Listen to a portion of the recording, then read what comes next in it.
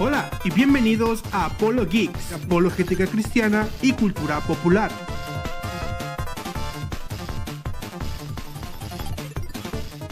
Vamos directo al grano. ¿Conoces a Jesús? Es casi seguro que por lo menos una vez en tu vida has escuchado ese nombre, ya sea por tu tía y sus memes de Piolín, o algún predicador gritón preguntándote si lo conoces, llamándote al arrepentimiento. Esta serie busca demostrar que Jesús es quien dijo ser, el Hijo de Dios. Para ello, tendremos que examinar los hechos de su vida, es decir, su nacimiento, ministerio, muerte y resurrección, y determinar si este carpintero de Nazaret en verdad es el Hijo de Dios y el Salvador del mundo. Pero, ¿realmente Jesús existió? Esta pregunta es válida y mucho más sabiendo lo que hay alrededor de ese nombre. Y como es obvio, algunos escépticos como ateos se fueron por esta apuesta. Después de todo, si Jesús no existió, el cristianismo es vano, y si tampoco ocurrió su famosa resurrección, vana es la fe de los creyentes. En forma de prólogo, comenzaremos lidiando con las objeciones de Iván Antesana, uno de los directores de la Sociedad Secular Humanista del Perú. La historicidad de Jesús. Antesana trata de demostrar que la existencia de Jesús fue un fraude y que ni los evangelios ni la historia que habla de él son confiables. Cabe mencionar que el video a refutar se trata de una conferencia cerca de 1 hora y media, por lo que trataremos de responder lo más relevante. No obstante, hay mucha tela que cortar con esta conferencia, y para eso nos ayudaremos de un maestro apologista llamado Chris Dupont. Sin más que decir, vamos a los argumentos. Primero, Antesana comienza su ponencia con una directa relación de la Iglesia Católica Romana y el nazismo de la Segunda Guerra Mundial. Pero, ¿qué se supone que eso aporta a la negación de la historicidad de Jesús? Nada. Solo es una falacia de envenenamiento al pozo. Dicha falacia se describe de la siguiente manera. A afirma B. Hay algo desagradable de A que hay que considerar antes de juzgar B. Por lo tanto, B es falso. Pongamos un ejemplo. Hay muchas razones del por qué el acusado es culpable, pero antes de escuchar su versión de la historia, considere que él tiene antecedentes penales. Aquí, el pozo ya está envenenado, pues se busca que el jurado juzgue la historia del acusado basándose en sus antecedentes penales.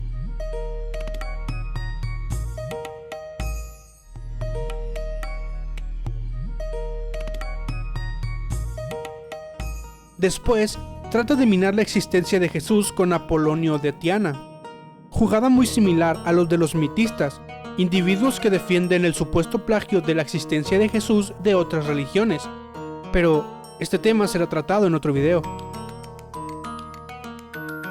Segundo, una de las principales objeciones de Antesana sobre la historicidad de Jesús es el hecho de que existe un consenso sobre los historiadores y eruditos del Nuevo Testamento sobre la persona de Jesús, es decir, en su mayoría, sostiene y acepta que Jesús realmente existió. Antesana afirma: Entonces, ¿cuáles son los argumentos para pensar que Jesús de Nazaret existió en verdad? Lo primero que nos van a decir, porque la gran mayoría de historiadores y estudiosos del tema así lo considera y hay que confiar en ese consenso. Entonces, ¿cuál es el problema con este planteamiento? Esa es una falacia ad populum, ¿no? Una falacia de mayoría. La verdad no es cuestión de encuestas.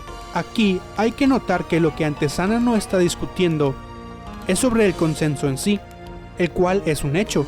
Es un hecho que la mayoría de los historiadores y expertos en el tema concuerdan que Jesús realmente existió.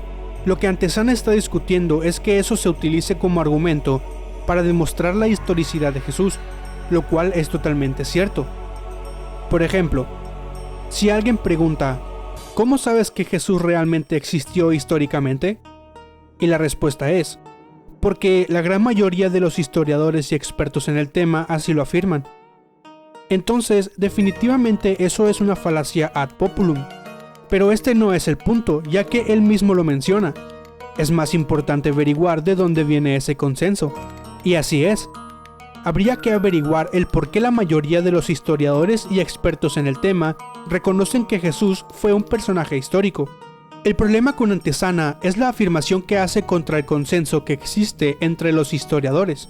Él dice: y por otro lado, es fácil constatar que la gran mayoría de los historiadores y estudiosos del tema provienen del cristianismo. Entonces, eso es algo que desvirtúa mucho este consenso. El consenso tiene que darse sobre otras bases. Esto es solo un sesgo de confirmación. Antesana solo busca que crean que por el hecho de que la mayoría de los historiadores son cristianos, estos indudablemente no serán imparciales en su trabajo. Por supuesto, esto es solo una falacia ad hominem, pues en lugar de objetar contra los argumentos y metodología que tienen dichos historiadores cristianos sobre la historicidad de Jesús, se les ataca a ellos debido a sus creencias. Por supuesto, Antesana es consciente de ello, pues afirma que los métodos utilizados por estos historiadores son falaces, actos de fe y algunas veces en creencias factualmente incorrectas. Agreguemos a la lista la crítica que hace sobre unas declaraciones de Antonio Piñero sobre la existencia de Jesús. Esto fue lo que dijo Antonio Piñero: si el personaje de Jesús fuera absolutamente inventado, lo habrían construido de una mejor manera. Los evangelistas no habrían inventado escenas que luego iban a costar a la iglesia posterior un enorme dolor de cabeza teológico. A lo que de costumbre, Antesana cae en ironía al decir: tenemos a Antonio Piñero, después opiniones que dan vergüenza ajena, como la que está aquí en el párrafo de abajo, ¿no? Dice: si el personaje Jesús fuera inventado, los escritores evangélicos no lo habrían construido de una manera, ¿no? De una mejor manera, dice, ¿no? No habrían inventado escenas que luego iban a costar a la iglesia un posterior enorme dolor de cabeza teológico. Bueno, aquí hay un montón de errores, de falacias. Chris Dupont responde a esto de la siguiente manera: aquí Piñero se refiere al criterio de vergüenza, un criterio histórico que utilizan los historiadores, pero Iván Antesana comienza su diatriba acerca del Jesús histórico sin siquiera mencionar con qué criterios históricos contamos para decidir si algo es histórico o no. Parece ser que Antesana omite este detalle porque él no es historiador. En nuestro caso, presentamos los criterios históricos para determinar si algo es histórico o no.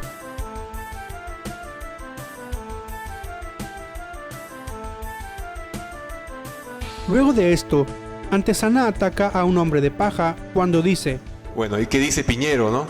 Dice: mi idea es, no hace falta recurrir a un argumento externo al testimonio de historiadores del siglo I o II para probar la existencia histórica de Jesús. O sea, un historiador dice que no hay que recurrir a fuentes históricas para llegar a una conclusión histórica.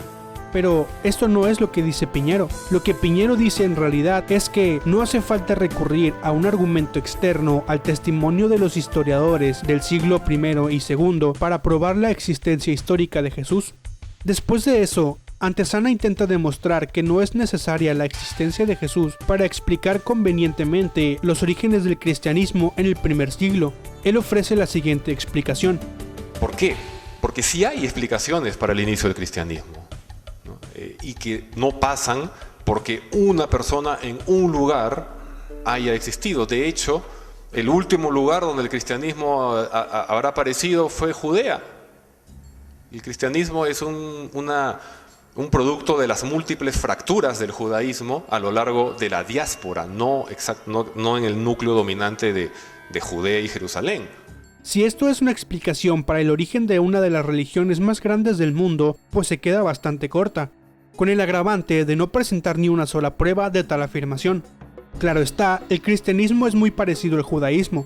Sin embargo, ¿qué es lo que llevaría a fragmentar una cultura y religión tan estricta para hablar de las enseñanzas y venida de un Mesías que no cumplió con las expectativas de los judíos y posteriormente condenaron a ese Mesías por hereje, pero aún así su Dios parece confirmar las palabras de ese Mesías levantándolo de la muerte? Además, ¿cómo es que una fractura tan pequeña llegaría a crecer tanto después de crear tanta fantasía? ¿Qué motivaría a las personas a crear en cómo creer en la ficción de Jesús? Por eso, las palabras de Piñero son muy certeras en este caso. ¿Qué tipo de migraña provocaría pensar en la creación de tanta teología por un personaje que nunca existió? Además, sus seguidores adornaron tanto a un personaje hasta el punto de divinidad, algo que provocaría una lluvia de piedras judías ante tal blasfemia. Pero parece que Antesana no medita en esta extraña y fragmentada creencia judía, tampoco explica los motivos de la creación de este neojudaísmo. Probablemente esto es una explicación ad hoc. Aún así, Antesana continúa diciendo: ninguna, digamos, por los unos 80 años que habrá habido evangelios en el mundo cristiano, nadie te leía los 4. A lo que Chris Dupont responde: esto es un tremendo error y se deriva de la poca erudición de Antesana. Cualquier historiador de la iglesia primitiva sabe que para el año 95 al 97, Clemente de Roma ya cita a Mateo, Marcos y Lucas. Juan probablemente apenas se había escrito para entonces, y hacia el 110-150, Policarpo ya cita a los 4 evangelios. Ireneo hacia el 130 y el 202 ya cita a los 4 evangelios como canónicos, basta abrir sus escritos. Posteriormente, Antesana afirma: de Tiberio tenemos las monedas acuñadas durante el reinado de Augusto, donde aparece Tiberio oficialmente adoptado por Augusto. Tenemos las monedas acuñadas durante el reino de Tiberio, tenemos los restos de su villa en Capri, tenemos documentos que hablan de él. No dice, ¿qué tenemos de Jesús? ¿Tenemos su tumba? Eso que promovió Simcha Jakubowicz hace unos años es un vulgar fraude, ¿no? Y ya quedó demostrado hace tiempo también. ¿Tenemos los restos de Jesús? Creo que el año pasado leí una noticia que han encontrado monedas que hablan de Jesús. De Jesús iban a acuñar una moneda. Las monedas se acuñan sobre los gobernantes. Entonces, obviamente era un fraude. No hay una sola prueba material de Jesús de Nazaret. A lo que Chris Dupont vuelve a intervenir para decir: ¿y los documentos históricos qué son? Jesús era un predicador itinerante, no un político, y no esperamos tener monedas o insignias de él. El hecho de que tengamos tanta información histórica y que incluso historiadores romanos hayan escrito de él, directa o indirectamente, demuestra la deshonestidad intelectual de algunos ateos a querer eliminar toda evidencia a toda costa. Bastante claro, aunque no es de extrañarse que exista un estándar elevado para lo que concierne a la religión. Después de todo, que se adolezca de una evidencia material de Jesús, ¿significa que no es fiable su existencia? Por supuesto que no. Además, ¿qué tipo de evidencia material se espera encontrar de Jesús? ¿Sus huesos? ¿El Santo Grial? Pues por obviedad, puede que traigamos a escena la tumba de Jesús, tema para otro video. Pero, ¿qué clase de cristianismo tiene en mente Antesana? El mero cristianismo cree en una resurrección corporal de Jesús. Es claro que no pudiéramos encontrar sus huesos si la resurrección ocurrió. Pero si se quiere explicar la tumba vacía sin hablar de la resurrección, debe mostrarse evidencia de ello. Y con el Santo Grial, solo es un mito engordado y romantizado por autores y la ficción durante siglos. Pero aún así, ciertos escépticos han sido capaces de pedir tal prueba material. Si es que no podemos tener contentos a los escépticos a menos que nos presentemos con pruebas materiales, ¿qué hay de pruebas materiales alrededor de la figura de Jesús? Como la piedra de Pilato, el osario de Caifás, o un acercamiento importante de las crucifixiones antiguas por otro osario, tumba de un varón judío llamado Jehoanán, hijo de Acol. Por irónico que siga siendo, Antesana también parece ignorar una pizca de la evidencia material que tanto parece importarle.